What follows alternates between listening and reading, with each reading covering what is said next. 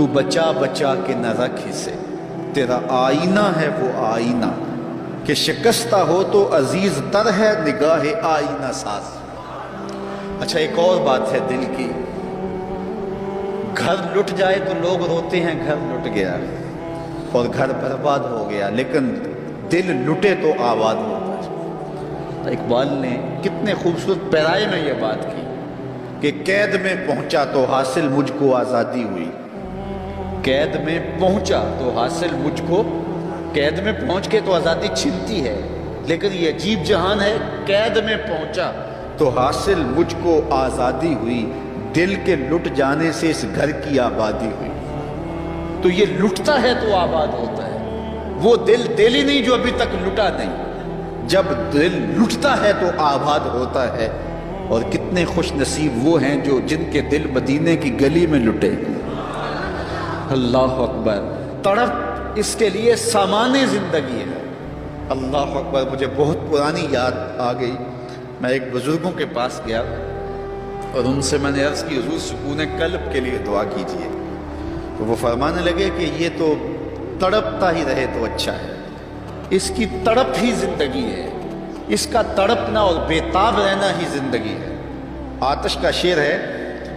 اور کتنا کمال اس نے لکھا، وہ مزہ دیا تڑپ نے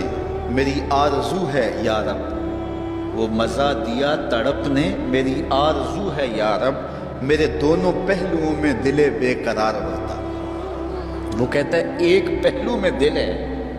اور وہ تڑپتا ہے یاد محبوب میں، تو اتنا سرور آتا ہے کہ راتیں بیت جاتی ہیں۔ وہ کہتا ہے جب میرے ایک پہلو میں دل ہے تو سرور زندگی نصیب ہو گیا ہے، اگر میرے دوسرے پہلو میں بھی دل ہوتا تو پھر کیا کیفیت ہوتی۔ اور یہ دل جو ہے پل پل بدلتا رہتا ہے، گاہے خنداں گاہے گریاں، کبھی اداس ہوتا ہے، کبھی سرشار ہو جاتا ہے، کبھی غمگین ہو جاتا ہے، کبھی مسرتوں سے لبریز ہو جاتا ہے، کبھی یاس اور کنوت کی کیفیت میں چلا جاتا ہے، کبھی امید کی بہاریں آتی ہیں۔ تو یہ عجیب اس کی کیفیت، یہ بدلتا رہتا ہے، تغیر پذیر ہوتا رہتا ہے۔ اور قلب بھی اس کو اس لیے کہتے ہیں کہ اس میں تقلیب ہوتی ہے، یہ بار بار بدلتا ہے، لمحہ لمحہ اس کی حالت تبدیل ہوتی ہے۔ تو یہ رب نے ایک عجیب کائنات بنائی ہے، عجیب رنگ بنایا ہے، اور یہ دل حضرت انسان کو دے کر کے اس نے اپنی محبتوں کا مرکز بنایا ہے۔ رب نہیں چاہتا کہ اس میں کوئی اور بھی بسے، تو کہتا ہے یہ ڈیرا تو میں نے اپنے لیے بنایا ہے، اور بدبخت تو نے کسی اور کو بسا لیا یہاں، تو نے خواہشات نفس کو یہاں بٹھا لیا، تو نے شیطان کو جگہ دے دی، اس تخت پہ تو میں نے بیٹھنا تھا، یہ تو میرے لیے ہے،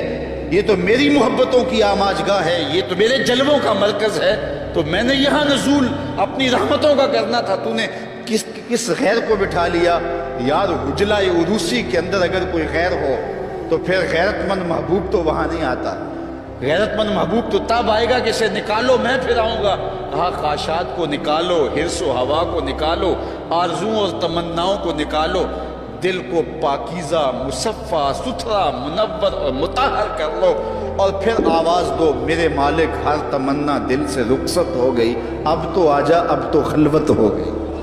پھر دیکھنا اس کے جلوے دل پہ کیسے برستے ہیں اور کیسے انوار اترتے ہیں۔ دل وہی دل ہے جس میں دل بھر کے ڈیرے ہیں، اور جو دل بھر کی یاد سے خالی ہے وہ دل نہیں ہے، وہ گوشت کا ایک لوتھڑا ہے، اور ایسا لوتھڑا تو جانور کے بدن میں بھی ہوتا ہے جو صرف خون سپلائی کرتا ہے۔ یہ دل صرف خون سپلائی کرنے والا نہ ہو بلکہ یہ دل نور سپلائی کرنے والا ہو، اور اس دل سے اجالے پھیلیں، اس دل سے روشنیاں پھیلیں۔ میرے امام ساری زندگی جھولی پھیلا کے اپنے دل کو حضور کی چوکھٹ پہ بچھا کے ہمیشہ یہی کہتے تھے، چمک تجھ سے پاتے ہیں سب پانے والے، میرا دل بھی چمکا دے